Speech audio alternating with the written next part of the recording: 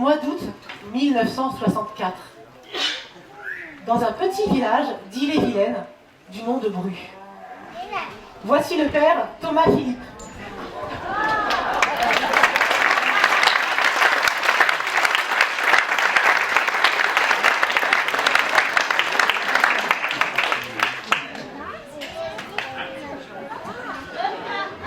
Et voici Jean Vanier.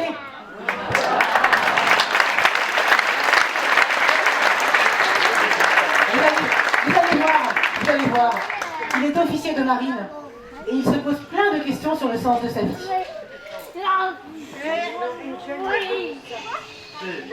Rendez-vous avec le père Thomas ce jour. Il décide de se confier à un prêtre, le père Thomas.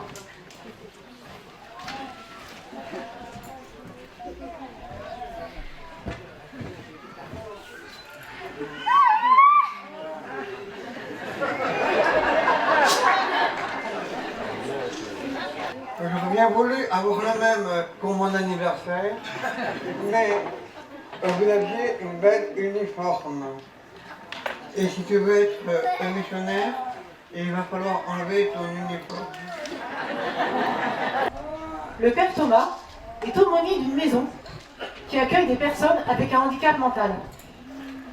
Un jour, il y emmène Jean Vanier.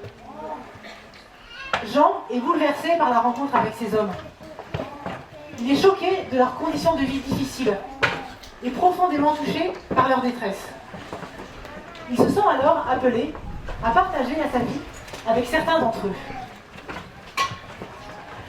Un jour, il achète une maison dans le village de Trot-Livreuil, au nord de Paris, pour vivre là, avec des personnes ayant un handicap mental.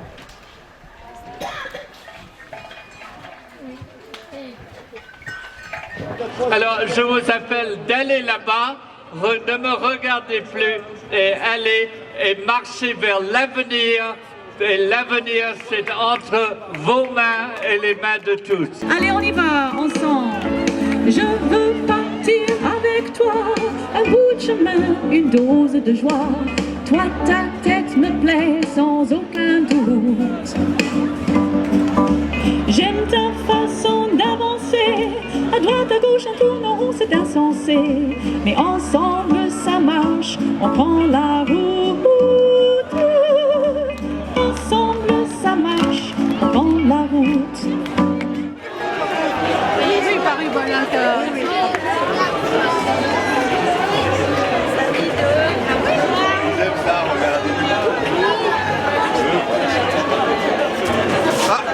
Le photographe.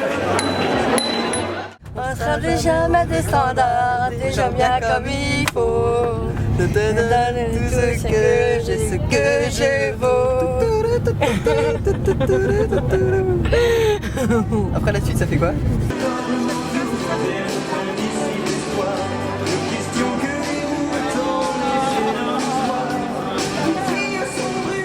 Des émotions, des genres de stress, parce qu'il peut y avoir de la fatigue et tout ça. Mais j'étais contente d'avoir revu mes nièces, parce qu'elles habitaient à Colombes, à Paris, quoi. Et puis mes tantes que j'ai pas vues depuis 2 ans, quoi. Donc c'était une joie quand même. C'était bien, mais c'était fatigant. Et puis c'était super l'arche, retrouver des personnes qu'on connaissait, blanches, qui étaient là 10 ans à cette communauté. Après, on l'a retrouvée, quoi. On l'a retrouvée vers Figuerolles, on a retrouvé d'autres personnes qu'on connaissait. Mais c'est quand même bien parce que, en fait, on se voit plus, mais on se retrouve dans un sens. Et puis, il y avait combien, plus que 6, je sais plus combien, 2000, 3000 personnes, quoi. C'était énorme, quoi. Et puis, bon, peut-être, il y avait la chanson de Jean-Jacques Goldman, Je te donne, toujours que j'ai bien aimé. Il y avait le gâteau qui était sympa.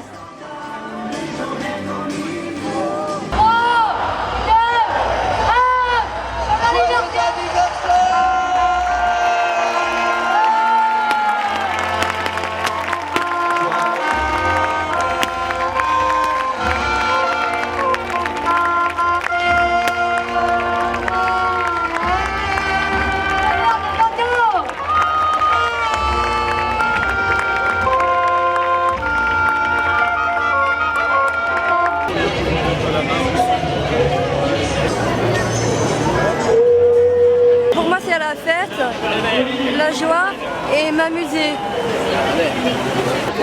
Combien de coca? Combien de coca? 2. Non, Georges, j'ai compté pour Georges déjà. D'accord, donc un en plus. Et il y a un jus d'orange aussi.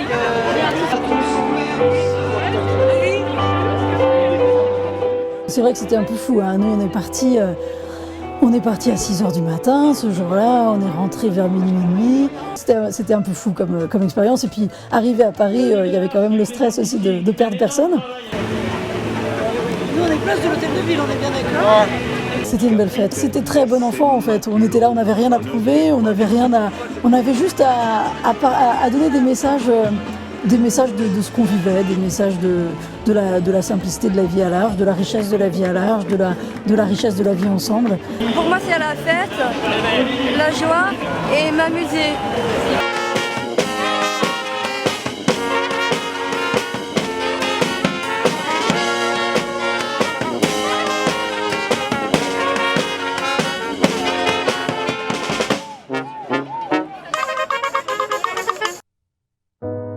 J'ai découvert l'Olivier en 89, à la fondation de l'Olivier, parce que j'habitais à Bru et que l'Olivier est arrivé dans ma commune en fait.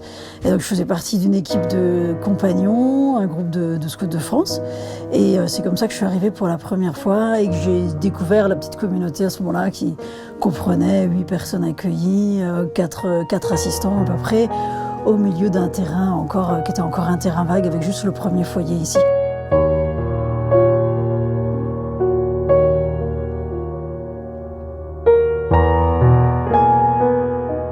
Très vite, j'ai senti qu'il y avait quelque chose qui m'appelait là, qui avait beaucoup de sens pour moi et que ça allait durer, que ce ne serait pas l'affaire d'une semaine, quoi. Ceci dit, non, j'aurais pas imaginé, ça m'a un peu dépassé. J'aurais pas imaginé les proportions que ça allait prendre, que j'allais passer plus de 20 ans de ma vie ici. Et puis, j'aurais pas imaginé non plus la manière dont la communauté allait grandir. J'allais pas imaginer les responsabilités auxquelles on m'appellerait. Même si l'essentiel pour moi encore aujourd'hui, c'est pas, même si la fonction de responsabilité est passionnante, m'a vraiment passionnée. Je crois que ce qui m'appelle le plus profondément ici, c'est pas la fonction, c'est vraiment les liens profonds que j'ai pu créer avec les personnes, et c'est ça qui reste l'essentiel pour moi aujourd'hui, les liens d'amitié, les liens fraternels avec les uns et les autres, quoi. L'Arche, c'est de partager notre vie ensemble. D'abord de partager du quotidien, de prendre le repas. On mange beaucoup, on mange souvent en fait à l'Arche. Et partager le repas, c'est quelque chose d'intime finalement. Et donc ça, c'est déjà la première chose qu'on partage dans le quotidien, c'est les temps de repas. Ici prête. T'entends, Marie-Emmanuelle? Ah, pour rien. T'as entendu? Ouais. Augustin? Je vais te lire pour les rentrer à l'heure.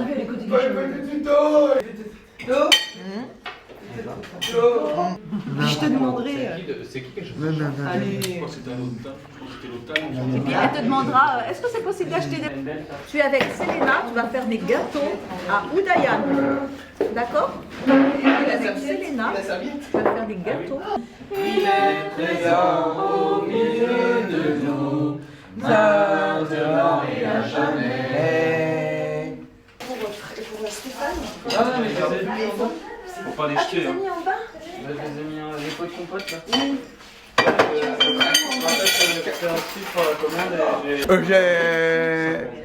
J'ai 50 ans et toutes mes dents. Enfin, toutes mes dents. Pas toutes tes dents. J'en ai une qui bouge, mais...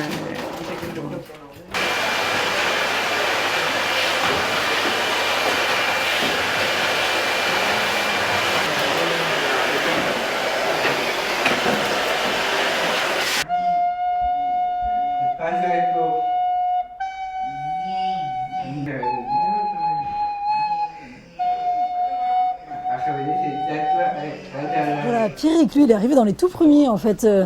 Il est arrivé, je crois, je sais plus, c'était en 1990 ou en 1991. La communauté avait 2 ans. Et en fait, il est arrivé, il le raconte souvent, parce que ses 2 parents sont décédés l'un après l'autre en 6 mois. Il a été accueilli pour vivre chez son frère. mais il avait l'habitude chez ses parents d'avoir une vie plus active, de travailler beaucoup au jardin. Et puis là, quand il est arrivé chez son frère avait son activité professionnelle, et puis Rick, il était à la maison. Et il disait, je tournais en rond à la maison, je savais pas quoi faire. Et pour lui, c'était vraiment important d'arriver à l'Olivier et d'avoir des activités, de pouvoir faire des choses, vivre des choses. Dis, j'ai vu? Oui, oui, oui, oui. Pour connaître, j'ai vu ça. D'accord. Plein.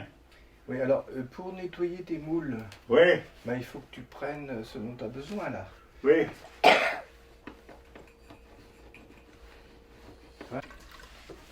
Stop.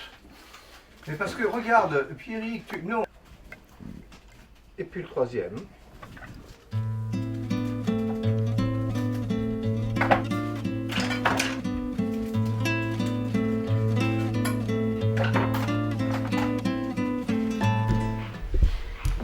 On s'est rappelé ensemble pourquoi est-ce qu'on prenait ce temps de prière du matin à l'Olivier et pourquoi c'était un temps de prière communautaire.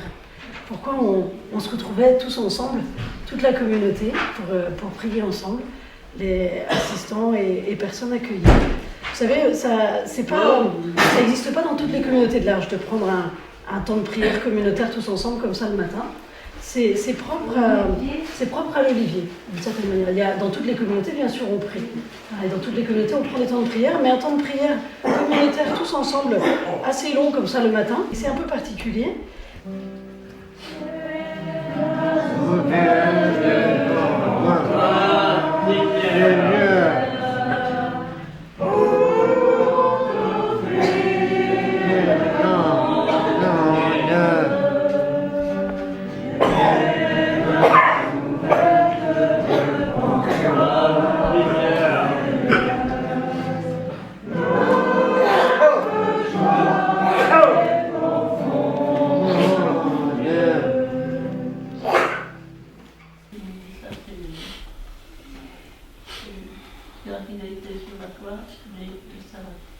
Je te confie les pauvres qui ne sont pas à l'abri. Je te confie Pierrine parce que je l'aime et qu'elle me soutient. Je te confie aussi Marie parce que c'est grâce à elle que j'ai appris à faire du vélo toute seule. Je te confie mon foyer. Je te confie Anne-Laetitia. Je te confie aussi Félix. Et je te confie la communauté.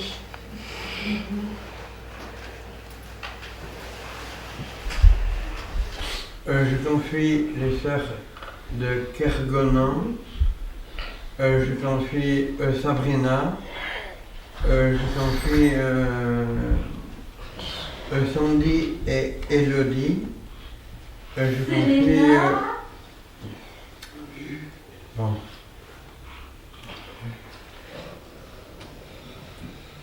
Je confie Christine Lang. Je confie Claudine et Perrine. Je confie, d'après ce que disait Perrine, et je confie mon équipe liturgique, Marine et Marie-Manuel. Et je confie Sophie. Et je confie le catholicisme espagnol. C'est tout.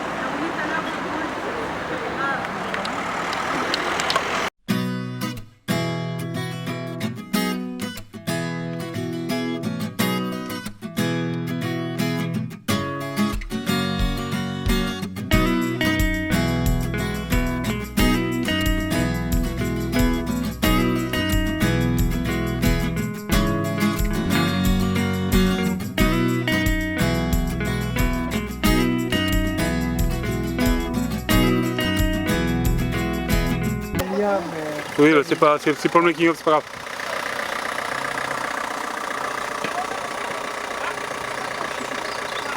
Prêt? C'est bon! C'était un temps assez ludique, hein, parce que c'était assez drôle, on avait créé des objets en carton, et puis c'était une manière de parler de l'Olivier, d'une manière un petit peu poétique, un petit peu décalée, et en même temps de manifester les différents, sous cette forme ludique, les différents événements, les différents éléments de notre vie à l'Olivier, de montrer aussi à la fois l'essentiel de ce qu'on vit ensemble au quotidien, de montrer aussi nos relations avec les Brusois, que ce soit d'aller chez le coiffeur. Donc c'était un temps sympa, parce que aussi c'est un peu comme le carnaval où les choses se renversées, où chacun n'est plus forcément dans ses fonctions habituelles, hein, mais se retrouve dans des rôles qui sont pas forcément les siens d'habitude. Et ça permet aussi de recréer de la fraternité à travers ça. Et puis sous un ton léger, sous une manière un peu ludique, c'était une manière de dire des choses très profondes aussi sur ce qu'on vivait.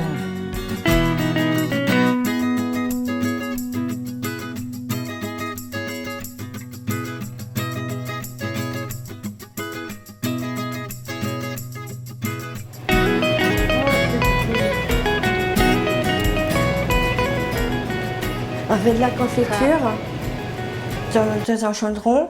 On met des fraises dans un chaudron. Et après, on fait le pesage.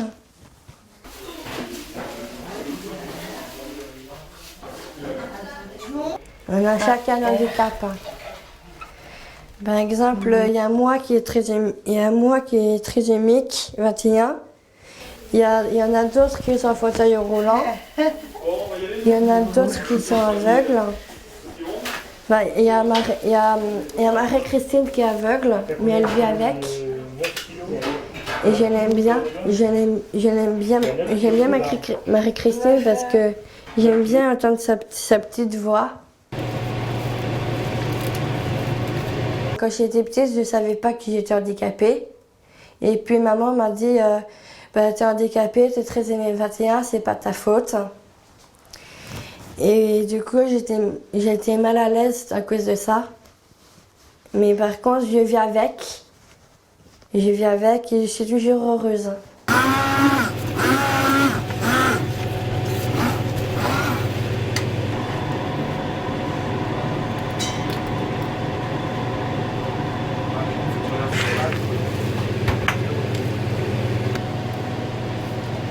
Voilà, un bon. Capiric.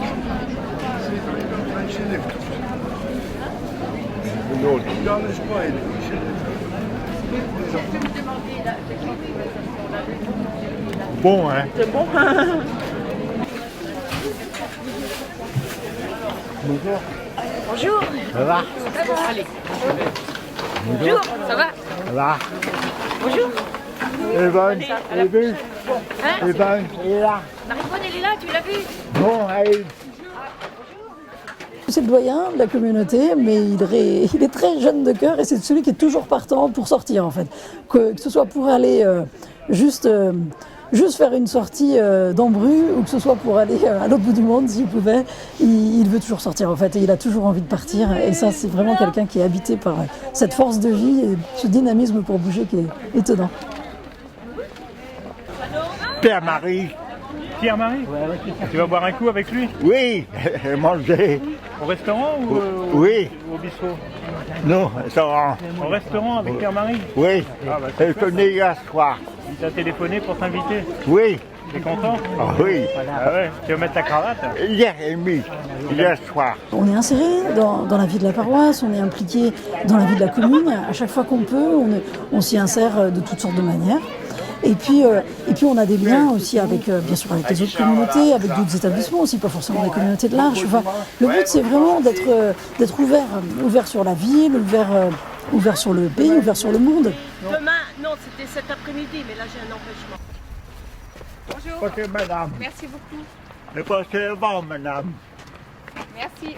Bonne journée. Merci à vous aussi.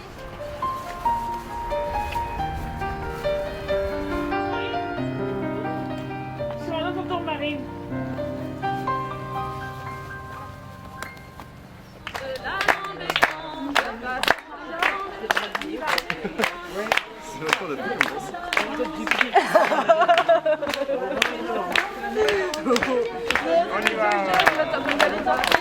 Je vis comme je suis et je suis heureuse d'être là.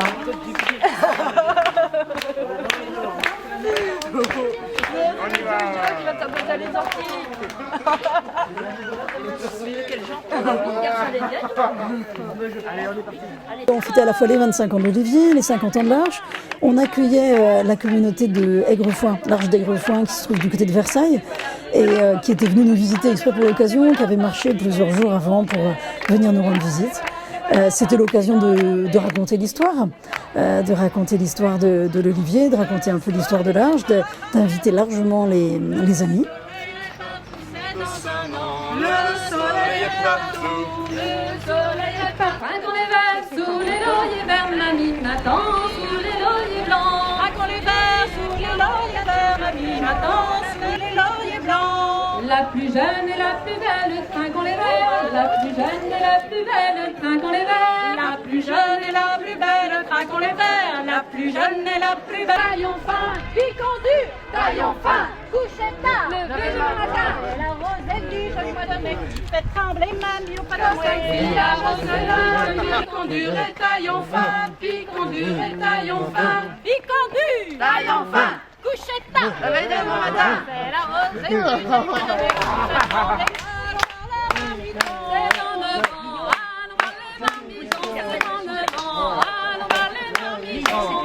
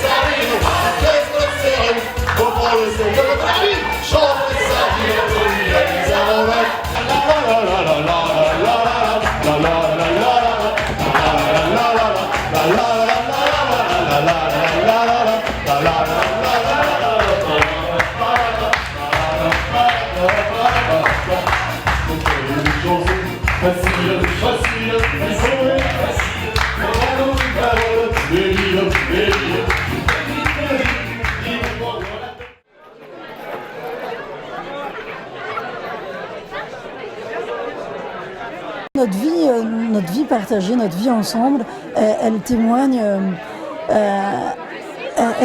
sur ce que c'est que de vivre en étant avec un handicap. Et je crois qu'elle témoigne aussi vraiment sur notre humanité commune. Je crois qu'aujourd'hui, les choses ont évolué par rapport au handicap, qu'il y a peut-être moins de peur qu'il y en avait avant, mais il y en a encore beaucoup de peur de la différence, de peur du handicap, de peur de ce qu'on ne connaît pas. Et les gens, je crois, ont besoin de se familiariser encore avec des personnes avec handicap, tout simplement, de partager leur vie, de les côtoyer et de se rendre compte que profondément, on partage la même humanité, tout simplement. Et que la différence n'est qu'apparente.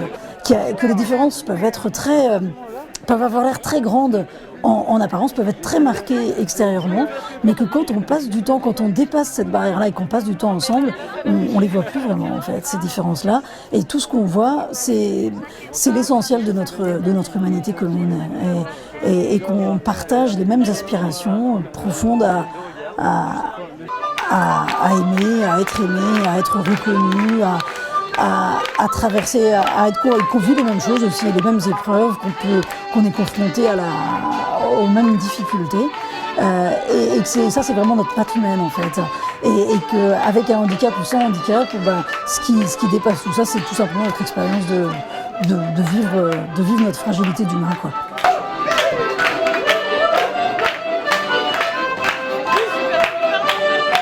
On est tous différents et on est tous handicapés différents, mais on n'est pas plus bêtes qu'un autre et on sait faire des choses tous différents.